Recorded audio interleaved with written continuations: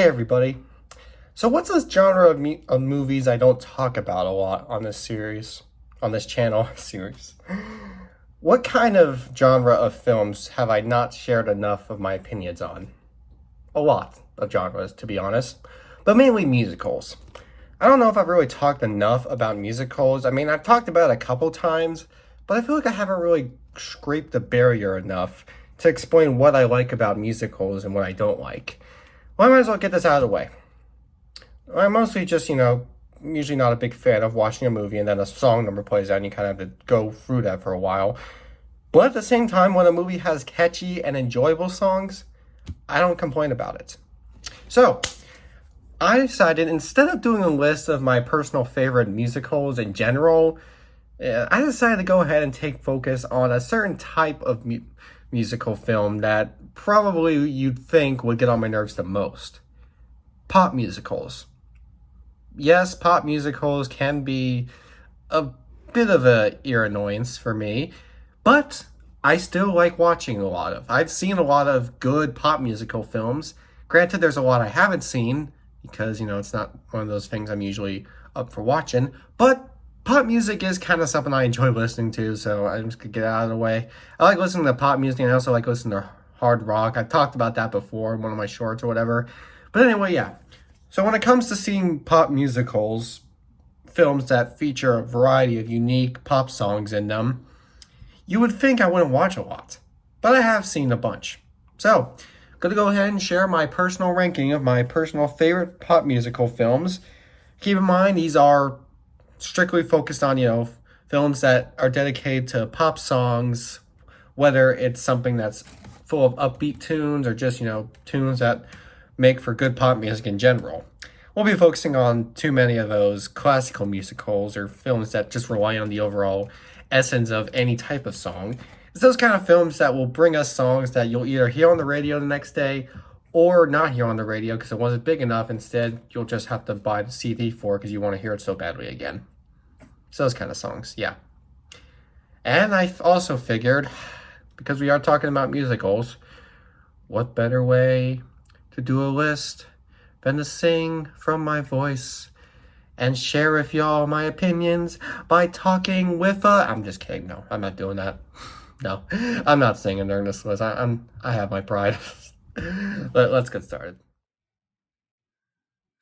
So, starting off is a movie that I'm going to be honest, I actually used to not care for in terms of its music. I still thought the film was good when I saw it as a child, but honestly, in terms of its songs, I was never really into it. I just felt like all the songs, they kind of reminded me a lot of the Disney Channel vibes. Because at the time, my sister was obsessed with Disney Channel, and my mom always says you two should hang out more. So I watch a lot of Disney Channel with her. So all that High School Musical, Hannah Montana stuff, I kind of got that vibe with this movie. Well, as I revisit it for this list, I will say it is a pretty good soundtrack. The songs in this movie do have sort of a more modern vibe, while at the same time still keeping to the classical traditions of Disney songs. And I will say the variety is pretty good. This movie features some nice slow tempo songs, like of course "I See the Light." That was a good one.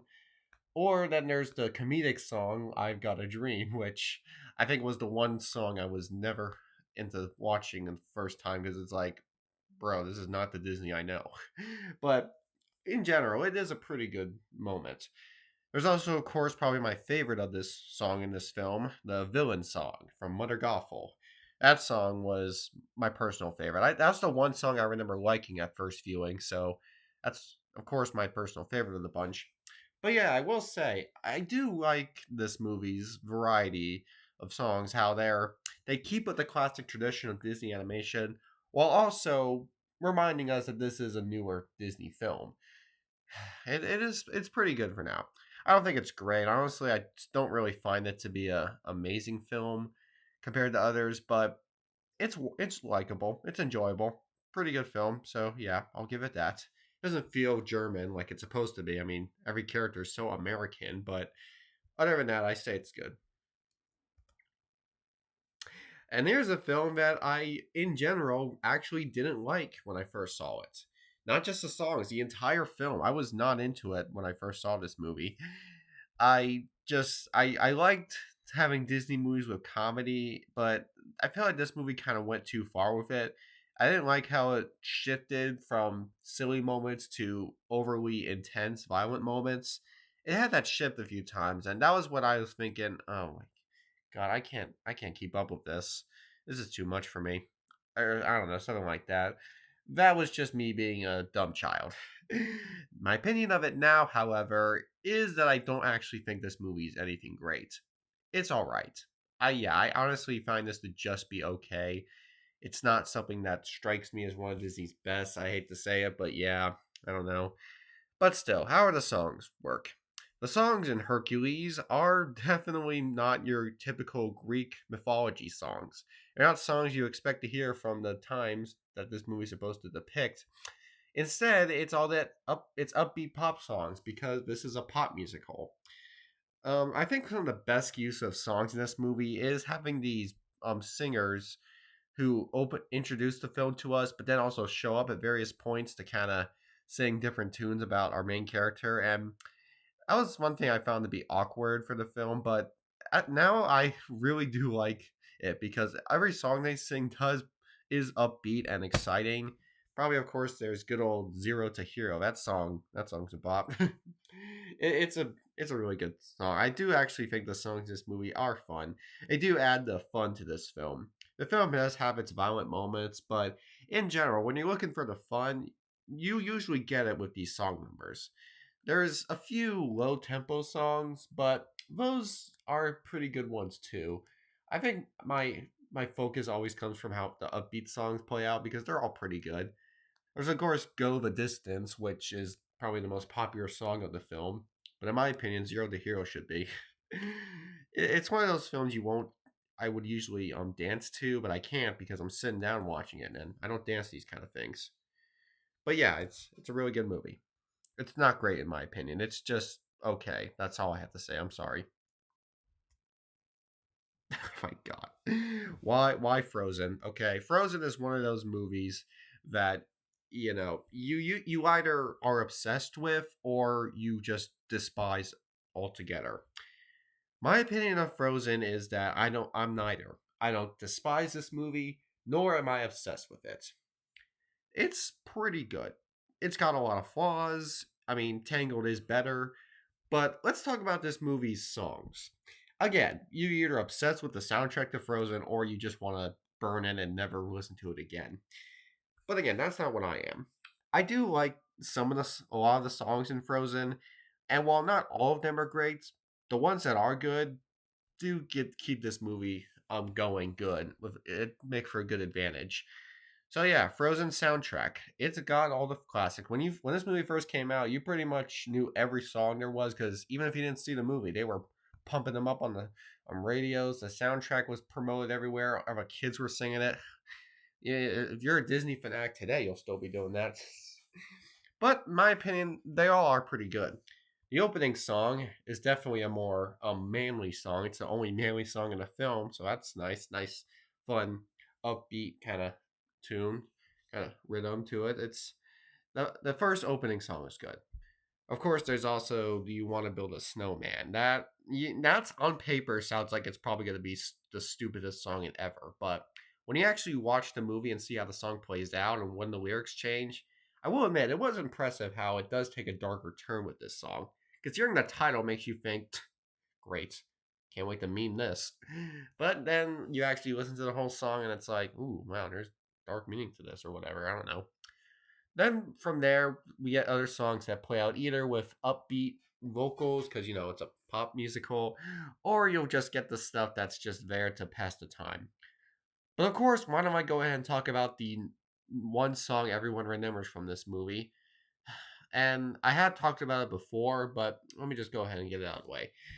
I do not hate Let It Go because it's overplayed, because I've heard it too much. Maybe I'm overthinking this, but I really don't think it's fair for people to say they don't like a song just because they've heard it too much or because it's overplayed. It's not really the song's fault, is it? It's because radios like to choose the songs that everyone has bought and play those 24/7.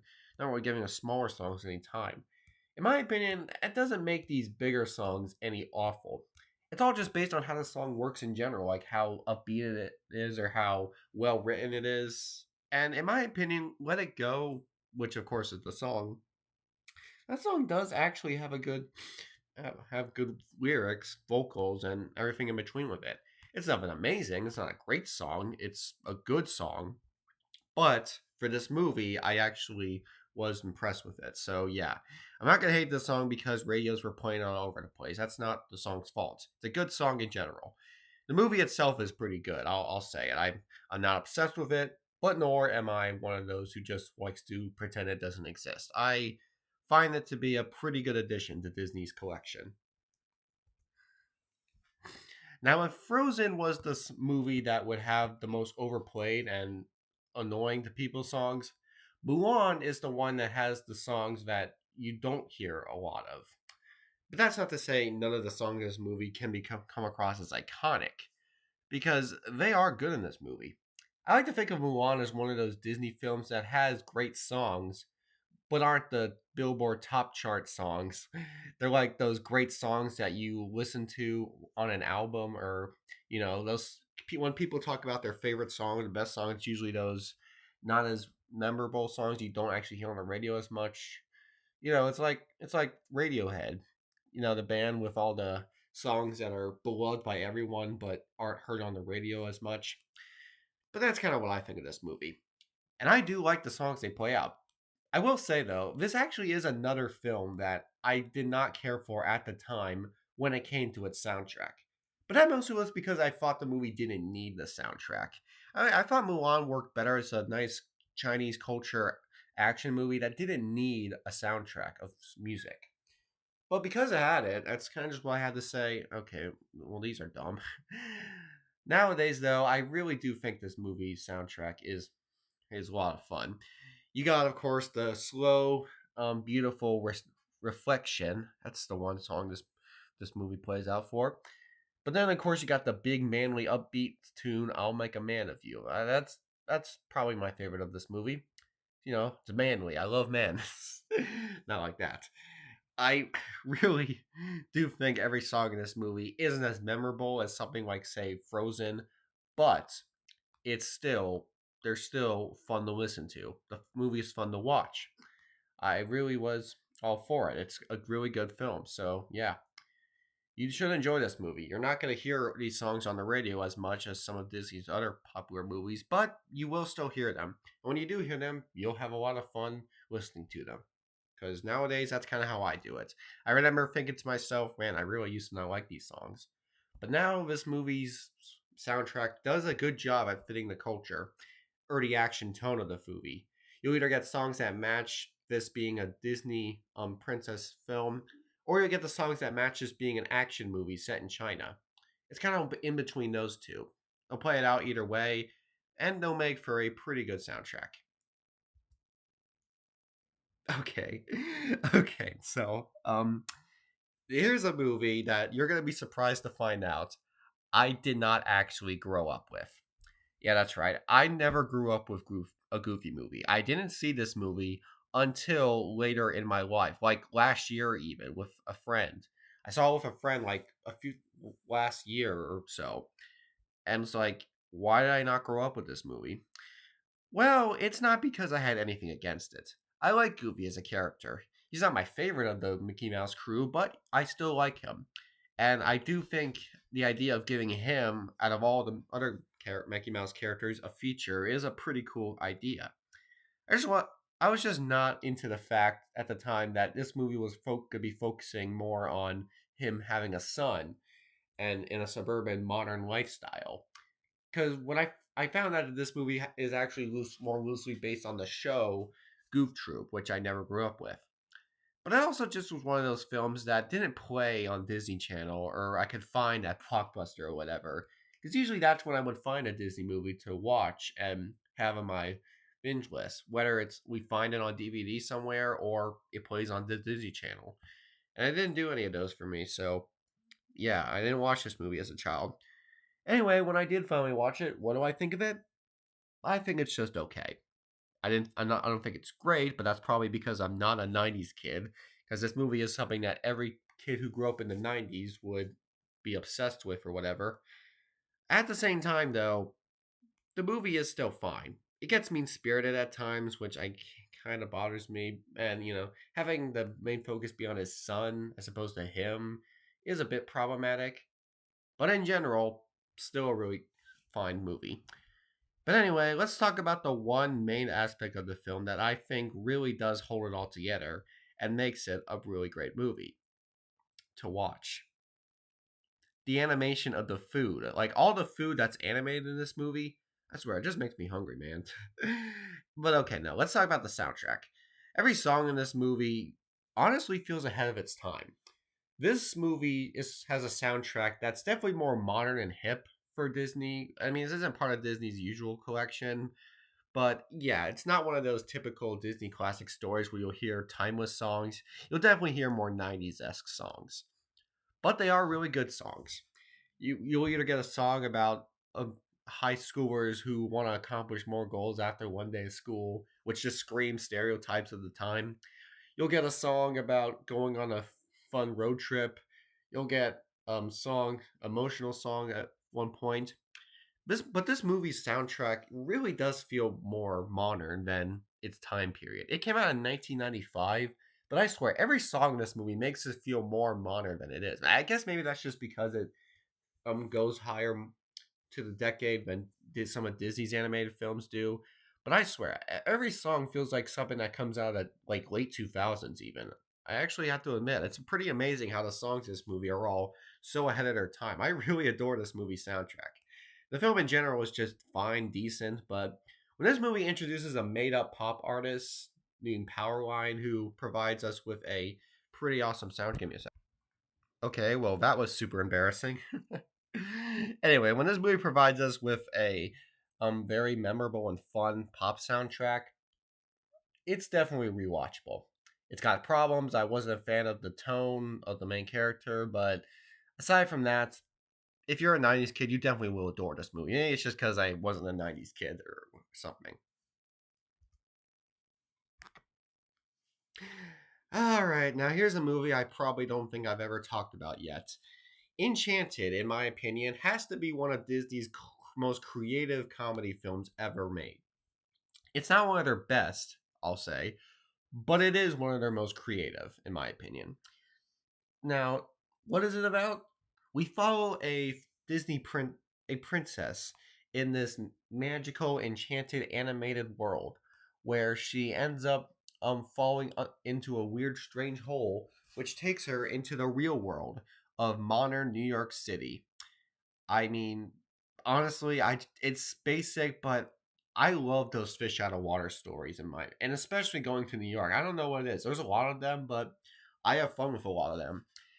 This movie's basically like you take that Will Ferrell comedy Elf and you replace the joyful, jolly, happy Santa Claus elf and replace him with a happy-go-lucky Disney princess.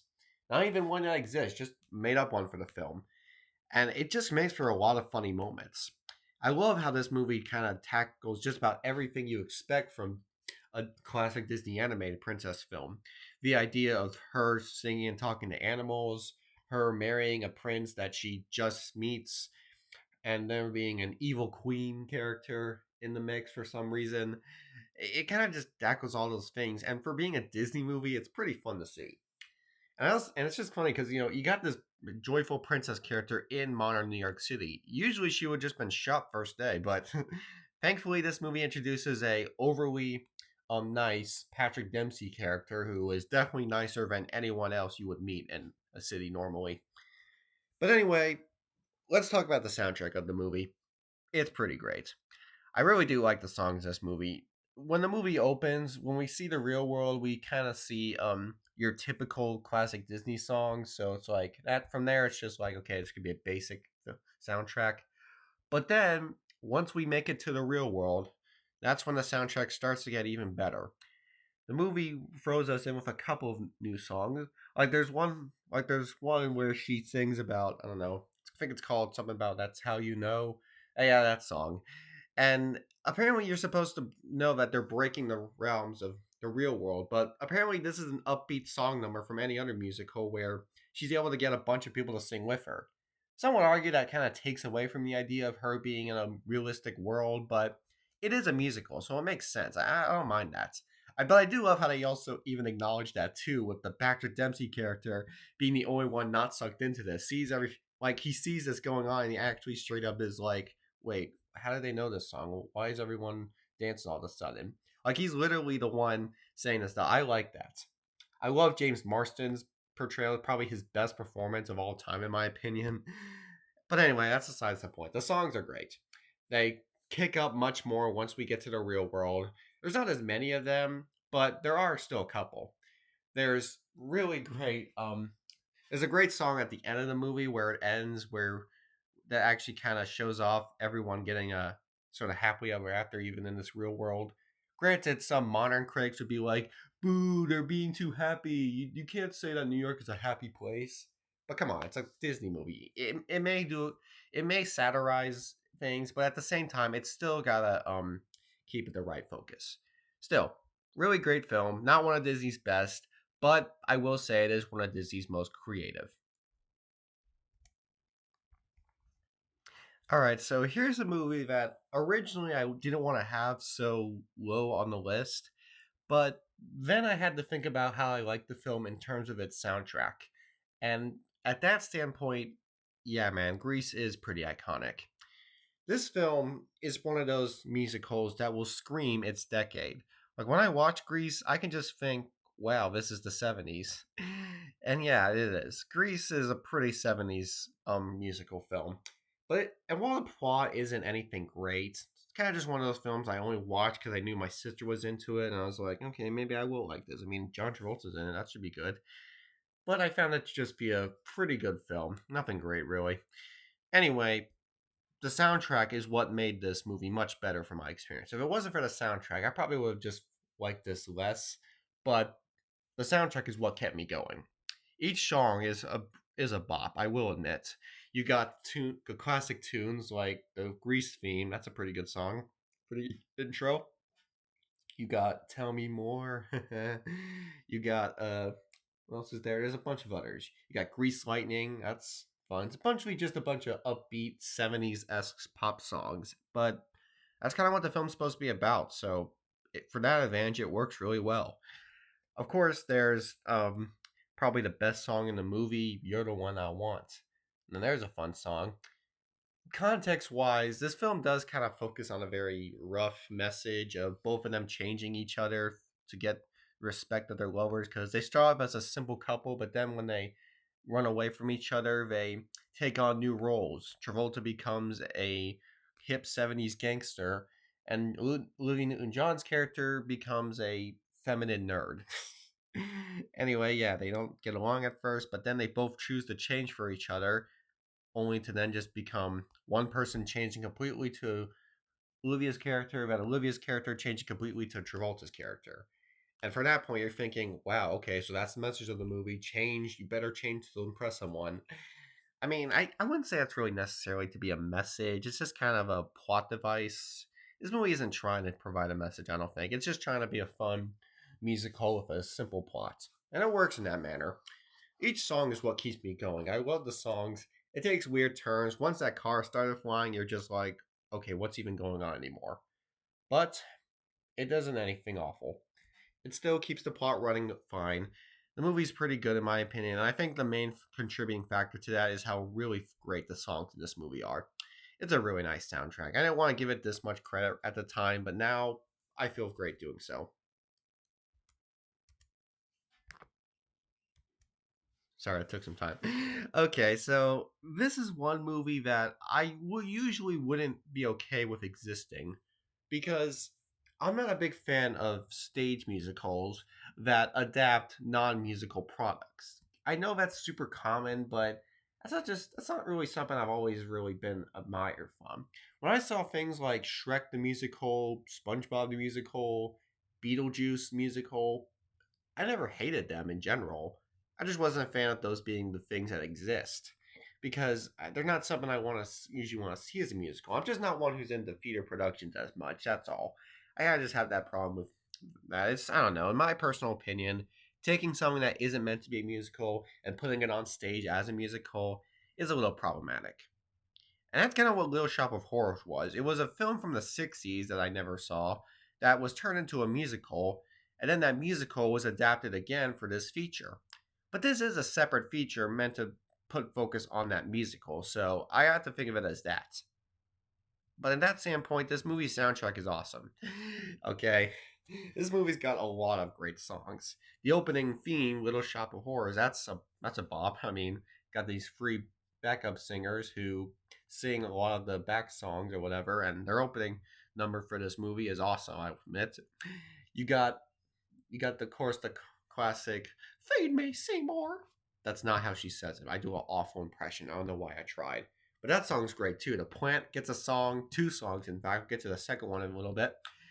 Whereas Steve Martin's character with his weird villain song or whatever, I mean, his character is the weirdest. I think this might be one of Steve Martin's funniest roles. And I'm not one to usually rank Steve Martin's roles in comedy because I don't know how much of him I would be too much of a fan of. I don't hate Steve Martin, but there's only a few roles of his I find to be great. And this is one of them. This movie has a very fun plot about a plant that they want to sell because it's so interesting and cool. It's like a very rare Venus flytrap that they couldn't imagine. But then it grows bigger because it feeds off of human blood. And once more blood is given to him, it'll grow more till it eventually starts talking and singing. Then we get to the Feed Me song, which is my personal favorite song of the film. It's got cool vocals from the plants. It's got great vocals from Rick Moranis, which is surprising. And it's got a great beat to it. I love it. And of course, there's the second song she sings closer to the end of the movie. Is it she or he? Anyway, Mean Green Outer Space. There's that. That song's also pretty great. There's two versions of it, actually. Of course, we all know this movie's separate versions. There's the original version, which is her singing a song to Seymour as she destroys the place. And then at the end, um, she is killed before being able to finish the song. And the day is saved. Happy ending. Later on, I checked out the alternate version of this film and saw how it ended with her being able to finish the song with actually eating Seymour and then destroying the entire world. So yeah, plants ruled the world in that ending.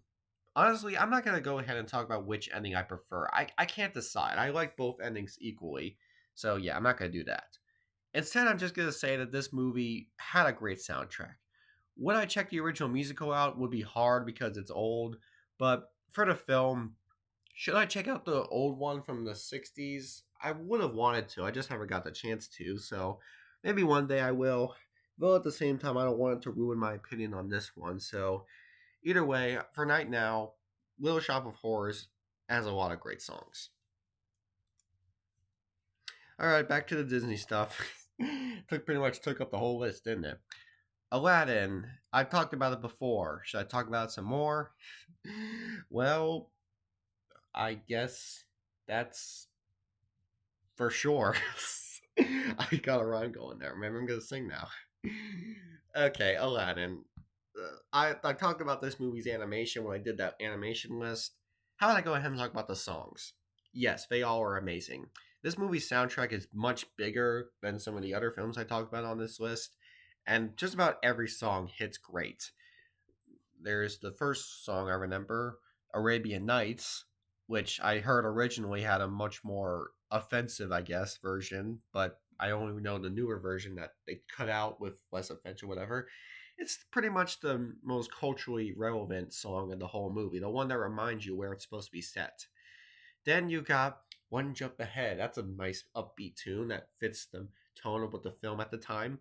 You got Friend Like Me, Robin Williams song, the Genie song. Yeah, that's a great one. It's my probably not my personal favorite, but one of the best ones. That song's also amazing. Of course, there's Whole New World. Wow, man. That's my personal favorite. That's one of Disney's best songs in general. It's awesome. And from there, the rest of the song, there's still a bunch of other songs I haven't mentioned, and they all are also really great. It's just one of those films that gives you upbeat tunes or songs that you will re listen to, even if they're not upbeat.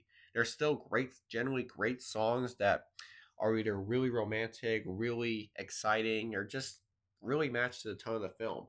One of Disney's best musicals, and that's a pop musical. Why would I want to credit so much of it if it's a pop musical? Well, it's a damn great pop musical. So yeah, there's that. I like it for the songs it gives us. It's really it's one of Disney's most exciting musicals. For that, I'll say that. It's not it's not their best musical, but in my opinion, it probably is their most exciting. And to be told, I guess it is what a pop musical is supposed to be. So yeah, it's good to have an exciting musical in this case, I suppose. But of course, when I gotta pick a favorite, I'll go ahead and pick the one that I just recently watched for the first time, like earlier this year, actually. But it really, really works to the advantage. I hate to admit it, but La La Land's soundtrack, there's so many songs in it. I cannot name any one of them. It's one of those films that has just genuinely great written songs with genuinely great times to sing them. And I'm not really able to name off some of them. It's not one of those films that's trying to give you separate songs to enjoy. It's a film that you only can love if you watch the entire film through play out with its songs.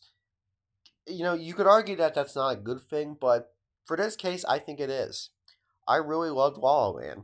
It's not a masterpiece, but in terms of pop musicals, there's a really good reason I call it a favorite for that. Because every song in this movie plays out for the film. It's not something that gives you songs you can enjoy separately. It gives you songs that you can love more and more as you watch this movie more.